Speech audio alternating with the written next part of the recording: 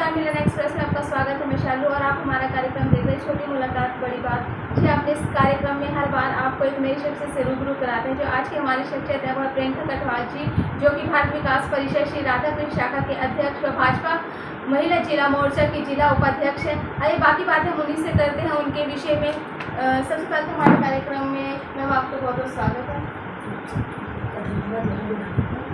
Ma'am, सबसे पहले तो आप बताइए कि आपकी जर्नी कहाँ से शुरुआत की, आप आज इतने अच्छे पद पर हैं, तो मैम इसके पीछे की क्या जर्नी रही है बताइए। देखिए, कुछ ना कुछ आपकी जो जर्नी होती है, आप कहीं भी शुरुआत करते हैं तो उसके पीछे आपकी एक सोच रहती है। आप सोचती हैं जब कि मुझे कुछ ऐसा करना है, आपके मन में कुछ विचार उठते हैं तो आप उस तरफ कदम उठाते हैं। मेरी भी एक बड़ी सिंपल सी जर्नी रही, बहुत ज़्यादा ऐसा तो नहीं रहा। ठीक है, एक मीडियम हो जाता फैमिली में थी, वहीं पर पैदा हुए, वहीं पर बड़ी अच्छी परवरिश हुई। बचपन पेरेंट्स ने बहुत अच्छी स्टडीज़ करवाई, एजुकेशन कराई, बट एक थोड़ी सी यही मानसिकता थी उस टाइम हमारे घर में कि बेटियों ने क्या करना है, पढ़ेंगे और शादी करेंगे और ये जाकर अपना घर से करेंगे। तो वही थी, ग्रेजुएशन कंप्लीट होते ही मैरिज हो गई, शादी हो गई, बच्चे हो गए। बच्चे जब बड़े हुए तो कहीं ना कहीं मन में बहुत सी बातें आती थी, विचार आते थे कि कुछ करना है। आसपास बहुत सी महिलाओं को देखती थी कि महिलाएं, मेरा थोड़ा सा एक लेडीज़ को लेके बड़ा क्लोज टू हार्ट मेरा एक ही टॉपिक रहा है। मैं महिलाओं को लेकर बहुत ज़्यादा मुझे आती है, तो जैसे मैं प्रोटेक्टिव आप जो कह सकती है। तो मैं देखती थी कि महिलाओं को घर में बहुत सी स्ट्रगल करने पड़ते हैं, बहुत से संघर्ष उनको फेस करने पड़ते हैं। वो कई बार अपनी बातें नहीं कह पाती हैं, जो उनके वही कहते हैं कि जब छोटे थे तो पिता का काम करना, फिर जब शादी हुई तो पति, मतलब पूरी लाइफ महिलाओं की। अब तो खैर समय बदल रहा है, उस समय ऐसा होता था कि जो घर वालों ने कह दिया वही बात सुन ली, वही बात कर ली।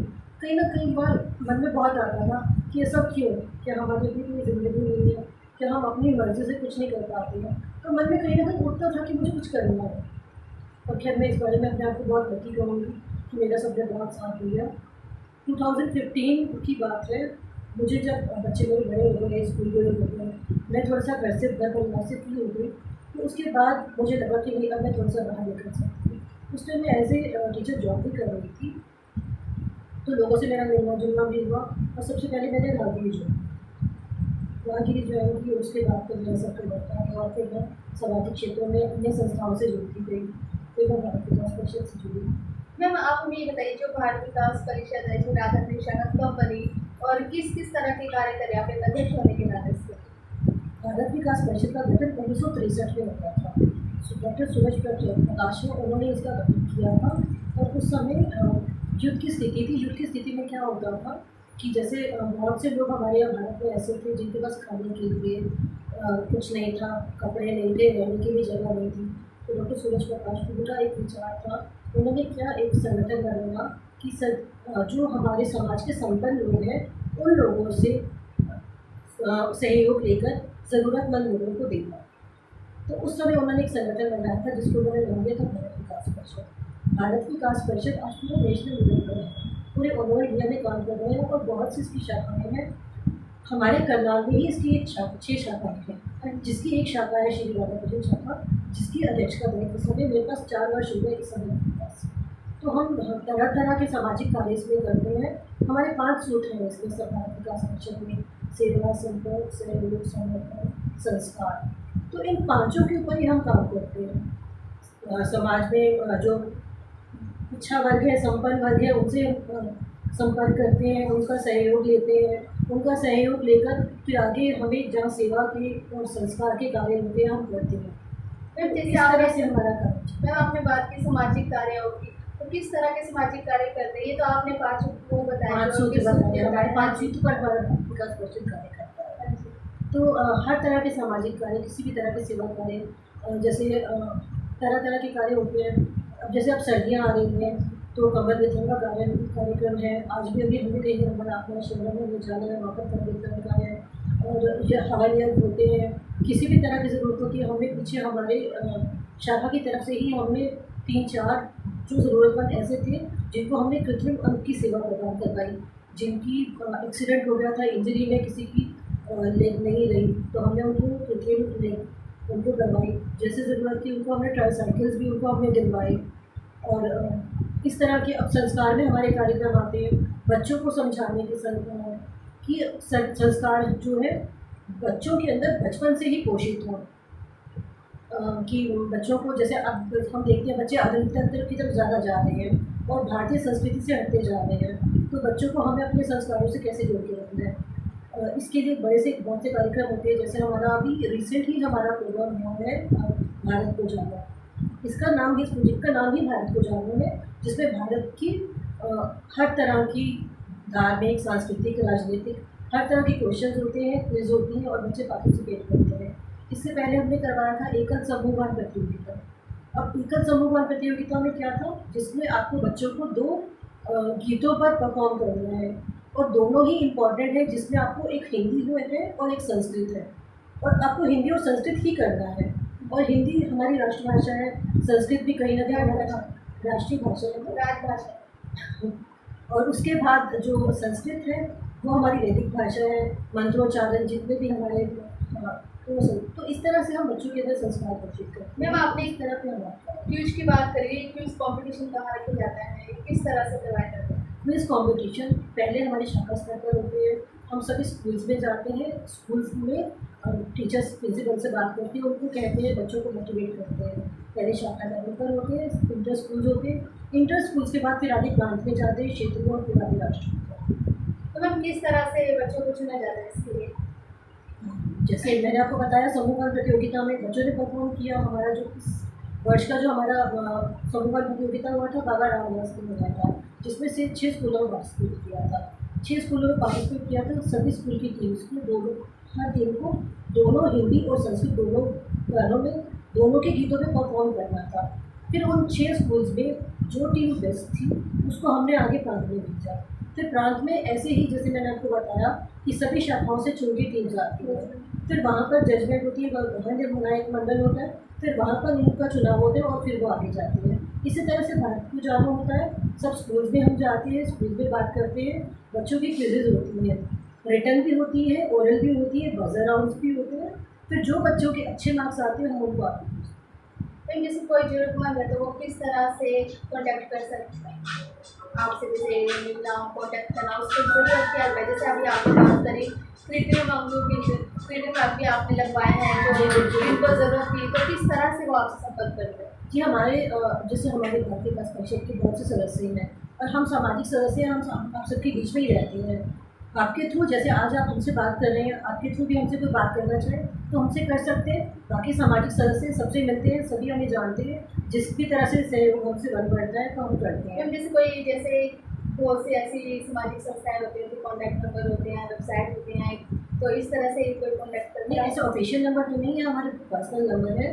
बाकी जैसे आपके थ्रू अगर कोई करना चाहे या किसी भी थ्रू से आप करना चाहें तो पर्सनल नंबर है हमारे। वैसे तो सबके पास होते ही हैं, तो कहीं ना कहीं से नंबर मिल जाते हैं, तो ऐसा हमारा कोई ऑफिशियल ऐसा नंबर नहीं है। ओके मैम, जैसे आपने कहा कि समाज सेवा तो आप कर ही रही हैं, साथ में भारत विकास परिषद श्री राधाकृष्ण शाखा से जुड़ी है। इसके अलावा भी आपने बताया कि और भी एनजीओ से जुड़ी है, वो एनजीओ कौन कौन सी हैं? CTC से मैं जुड़ी हूँ, सिटीजन ग्रीवेंसेस कमेटी की, लॉ एंड ऑर्डर की मैं सब कमेटी की मैं वाइस प्रेसिडेंट हूँ। SPTM से मैं जुड़ी हूँ, राजनीति से मैं जुड़ी हूँ। तो हम किस तरह के कार्य करते हैं एनजीओ के साथ जुड़कर? ये तो आपने भी भारत विकास परिषद के विषय में बताया, तो जो आपने जो दूसरे एनजीओ हैं इनके साथ किस तरह के कार्य करते हैं? जैसे CTC है, सिटीजन ग्रीवेंसेस कमेटी भी अपने आप में उनका बहुत नाम करना है, काफ़ी पुरानी एक एनजीओ है और जो प्रशासन और लोगों के बीच में सेतु का कार्य करती है। तो हमारी जो भी संस्थाएं होती है, जैसे मेरे पास लॉ एंड ऑर्डर की सब कमेटी की वाइस प्रेसिडेंट का है, तो लॉ एंड ऑर्डर से रिलेटेड हमारे जितने भी होते हैं, कार्य होते हैं, हम आपस में बैठ के एक एजेंडा फिक्स करते हैं और फिर हमारे प्रशासन में एडमिनिस्ट्रेशन में जाके उनसे बात करते हैं और उनको वो रिजॉल्व करने के लिए कहते हैं। CTC में इस तरह से कार्य होता है। राहगिरी तो पहले काफ़ी समय चली, बट अब तो क्या कोरोना समय के बाद नहीं हुई। एक ESV कैन है, ESV कैन की मैं मेंबर हूँ, तो वो भी सामाजिक संस्था ही है, यही सामाजिक कार्य है। जैसे कि आपने बताया कि आप भाजपा महिला मोर्चा की उपाध्यक्ष, जिला उपाध्यक्ष भी हो, तो मैम समाज सेवा करते राजनीति में आने का विचार हुआ कि राजनीति में आने के लिए आपने समाज सेवा को चुना? आपका क्वेश्चन बड़ा अच्छा है जी। देखिए, मेरा मेन जो मकसद है वो तो समाज सेवा ही है। समाज सेवा मेरा शुरू से यही रहा था कि एक अपना अपना हर किसी का विचार होता है। मुझे ये लगता है कि आजकल संसार में, समाज में बहुत से लोग बहुत परेशान हैं, बहुत डिप्रेस हैं। तो थोड़ा-सा कोई काम ऐसा किया जाए कि आप किसी के चेहरे पे मुस्कुराहट ला सकें। तो समाज सेवा ही शुरुआत हुई थी। हाँ, बाकी जब आप जैसे-जैसे आपका दायरा बढ़ता है, तो अगर आप समाज सेवा भी तब कर पाते हैं जब आपके पास कुछ थोड़ा-सा कार्य करने होती है। जब आपके कॉन्टैक्ट बढ़ते हैं, तो आप उस कार्य को और बेहतरी से कर पाते हैं। तो समाज सेवा के बाद फिर ये पॉलिटिक्स में थोड़ा-सा। तो जैसे आपने पावर की बात की है, पावर तो कहीं और भी मिल सकती थी, राजनीति में। नहीं, पावर का मतलब आप इसमें यहाँ पर वो पावर नहीं है। पावर ये है कि आप कहीं जाएँ, आपको कोई जाने, आपको पहचाने, आपकी बात कही जाए और वो आपकी बात माने, आपकी बात सुनी जाए। मैम, अगर आप ये पावर भी है। ये पावर नहीं है, तो बस मेरा इसी से तात्पर्य था। राजनीति में आने के लिए राजनीति सपोर्ट चाहिए आपको, कहने का सपोर्ट ये कि आप कहीं भी जाएँ और आपकी बात सुनी जाए, आपको लोग जाने। अगर देखिए, आप मेरी बात सुनिए, आज आप खुद से करें। अगर आपको कोई नहीं जानता, आप वहाँ जाके कुछ काम के लिए रहते हैं, तो आपको इंतज़ार करना पड़ सकता है। अगर आपको कोई जानते हैं, तो आपका काम थोड़ा जल्दी हो जाता है। तो मेरा उसमें ऑब्जेक्टिव सिर्फ यही था कि आपको जाने, और आप अगर कुछ किसी काम के लिए कहें, तो आपको वो काम करें। तो मैम, इन फ्यूचर आपको राजनीति इलेक्शन लड़ने पड़े तो आप लड़ना चाहोगी? जैसे देखिए, अभी तो फिलहाल ऐसा कोई विचार है नहीं है। बाकी अगर जैसे मैं संगठन से जुड़ी हूँ, अगर संगठन में ऐसा कुछ संगठन को महसूस होता है, तो मैं पीछे भी नहीं हटूँगी। अगर मुझे संगठन करेगा तो, और उसके बाद मेरा मेन मकसद फिर भी उस समय राजनीति नहीं होगा, समाज सेवा होगा। मेरा अभी भी मकसद यही रहेगा। अगर कुछ ऐसा होता है कि मैं जिन लोगों से मिलूँ, उनके चेहरे पे थोड़ी सी मुस्कान आ सके। तो मैम, आप भाजपा की जो महिला जिला मोर्चा है, तो किस तरह के कार्य कर रही है इस पर? भाजपा महिला मोर्चा में भी देखिए, ये जो ठीक है, एक राजनीतिक ज़रूर हो गया, बट उसमें भी हम हर तरह के कार्य करते हैं। हमारे बहुत से प्रकल्प होते हैं उसमें भी। जैसे अब हमारा चल रहा है अनीमिया मुक्त भारत चल रहा है। अनीमिया मुक्त भारत हमारा बीजेपी में भी चल रहा है, जो हमारे पीछे महिला मोर्चा से आया हुआ है, और हमारा भारत विकास परिषद में भी चल रहा है। इसमें क्या है कि महिलाओं को जागरूक करना, कि महिलाएं जागरूक हो, अपनी सेहत का ख्याल रखें, और अपना सेहत का ख्याल रखेंगी तो आगे परिवार का ख्याल रख पाएंगी। तो ये राजनीतिक कार्य नहीं है, ये एक सामाजिक कार्य भी साथ में है। पीछे गर्भवती महिलाओं को हमने पोषण एक सप्ताह हमारा था, और अब हम महिलाओं को आगे ला रहे हैं। जैसे महिलाओं की भागीदारी बढ़ा रहे हैं, अच्छी पढ़ी लिखी सुशिक्षित महिलाएं आगे आ रही हैं, तो उनके आगे अब आपने देखा सरपंचों के चुनाव में बहुत सी महिलाएं आगे आई।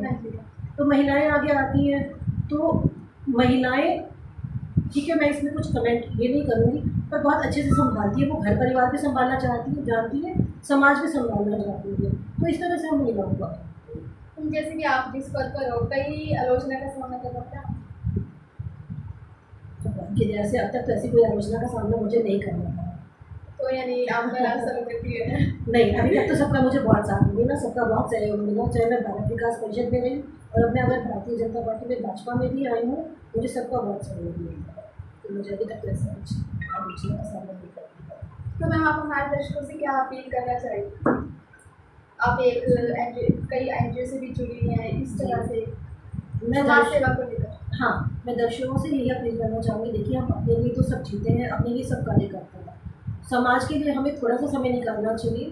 हम ही लोग हैं जिनसे समाज बनता है। अगर हम ही थोड़ा सा कदम आगे बढ़ाएंगे, हम बहुत बातें करते हैं, आज समाज में ऐसा हो गया, वैसा हो गया, बहुत सी गलत बातें हम कर देते हैं, बहुत सी मतलब नेगेटिव बातें कर देते हैं कि समाज में हम कोई किसी का नहीं है, बहुत मतलबी।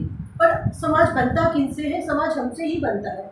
अगर हम अपने आप को बदलेंगे और हम थोड़ा सा चेंज लाएंगे, बदलाव लाएंगे, और लोगों से मिलेंगे, अगर हमारी थोड़ी सी पहल हो जाए, तो हम एक समाज को बेहतर जगह बना सकते हैं, बेहतर स्पेस बना सकते हैं रहने के लिए।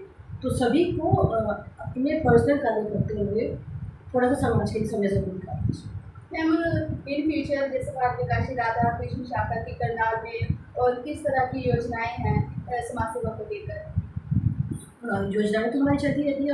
हमारी दिसंबर में एक प्रोग्राम है, हम युवा संस्कार पर एक दिसंबर में भी है और जनवरी में भी है। युवा संस्कार को लेकर हम एक कार्यक्रम करना चाहते हैं, जो प्रादेशिक लेवल पर एक कार्यक्रम होगा, जिसमें हम किसी भी कॉलेज को चूज़ करेंगे, वहाँ पर जाके बच्चों को नशा मुक्त और युवा संस्कार के बारे में हम उन्हें बताएंगे।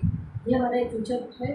उसके आगे दिसंबर में हमारा एक प्रोजेक्ट है, जिसमें हमें स्वेटर्स वगैरह भी आगे हमें देनी है। और उसके बाद एक रिपब्लिक डे पर हम एक प्रोग्राम करने जा रहे हैं। रिपब्लिक डे पे 2000 स्टूडेंट एक ही प्लेटफॉर्म पे पेट्रियोटिक सॉन्ग्स पर परफॉर्म करें। तो फिलहाल ये हमारे जो प्रोजेक्ट है वो ऑनली है। मैम आपको कई जगह सम्मानित भी किया गया है, क्या जी। आप एक बार उसके बारे में बताना चाहेंगे कि कहाँ से आपको सम्मान प्राप्त हुआ? जी, ऐसा तो एंटी करप्शन की तरफ से हुआ, एंटी करवामी रेस्क्यू कैंप की तरफ से भी हुआ। इससे पहले बस इन सब के अलावा जो 2019 में हरियाणा गरिमा अवार्ड से मुझे सम्मानित किया गया था, कोरोना से पहले। और उसके बाद मैंने 2021 में राष्ट्रीय एमिटी एमपी अवार्ड जो हुआ था बैटल चावल की तरफ से, उसमें भी मुझे अवार्ड किया है।